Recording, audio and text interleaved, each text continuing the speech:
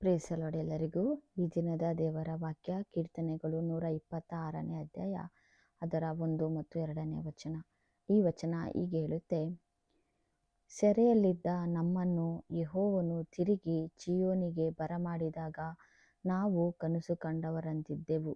ಆಗ ನಮ್ಮ ಬಾಯಿ ಬಲು ನಗೆಯಿಂದಲೂ ನಮ್ಮ ನಾಲಿಗೆ ಹರ್ಷಗೀತದಿಂದಲೂ ತುಂಬಿದವು.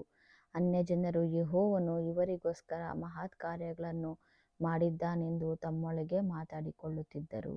Hallelujah. Praise the lord. Friends, ಈ ಒಂದು ವಾಕ್ಯದಲ್ಲಿ ನೋಡೋದಾದರೆ, ಸೆರೆಯಲ್ಲಿದ್ದಂಥ ಇಸ್ರಾಯೇಲ್ ಜನರನ್ನು ದೇವರು ತಿರುಗಿ ಚೀಯೋನಿಗೆ ಬರಮಾಡಿದಾಗ ಅವರು ಕನಸು ಕಂಡವರಂತಿದ್ದೆವು ಎಂಬುದಾಗಿ ಈ ವಾಕ್ಯ ಹೇಳ್ತಾ ಇದೆ. ಅಂದರೆ ಬಂಧನಗಳಲ್ಲಿದ್ದಂಥ, ಸೆರೆಯಲ್ಲಿ ಇದ್ದಂಥ, ಅವರು ನೋವಿನಲ್ಲಿ ಕಷ್ಟದಲ್ಲಿ ಹಾದು ಹೋಗುತ್ತಿದ್ದಂಥ ಪರಿಸ್ಥಿತಿಗಳಲ್ಲಿ ನಮ್ಮನ್ನು ಬಿಡಿಸುವವರು ಯಾರೂ ಇಲ್ಲವೇ ಎಂಬುವಂಥ ಪರಿಸ್ಥಿತಿಗಳನ್ನು ಕಂಡಂಥ ದೇವರು ಅವರನ್ನು ಆ ಸೆರೆಯಲ್ಲಿದ್ದಂಥ ಆ ದೇಶದಿಂದ ತಿರುಗಿ ಬರಮಾಡಿದಾಗ ಅವರು ಕನಸು ಕಂಡ ಹಾಗೆ ಅವರು ನೆನೆಸಿದರು. ಆಗ ಅವರ ಬಾಯಿ ಬಲು ನಗೆಯಿಂದಲೂ ಅವರ ನಾಲಿಗೆ ಹರ್ಷಗೀತದಿಂದಲೂ ತುಂಬಿದವು. ಹಾಲೆಲೂಯ.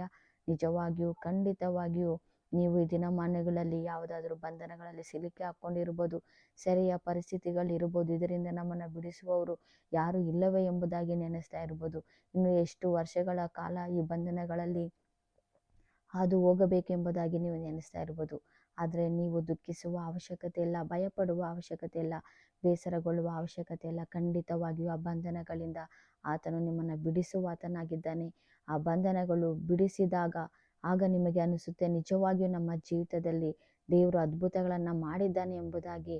ನೀವು ನಗೆಯಿಂದಲೂ ನಿಮ್ಮ ನಾಲಿಗೆ ಹರ್ಷಗೀತದಿಂದಲೂ ನಿಮ್ಮ ಬಾಯಿ ಬಲು ನಗೆಯಿಂದಲೂ ತುಂಬುವ ಹಾಗೆ ಆತನು ಮಾಡುವ ಆತನಾಗಿದ್ದಾನೆ. ಹಾಲೆಲೂಯ. ವಾಕ್ಯದ ಮೇಲೆ ಭರವಸೆ ಬಿಡ್ರಿ, ಖಂಡಿತವಾಗಿಯೂ ಆತನು ನಿಮ್ಮನ್ನು ಬಿಡಿಸುತ್ತಾನೆ. Thank you.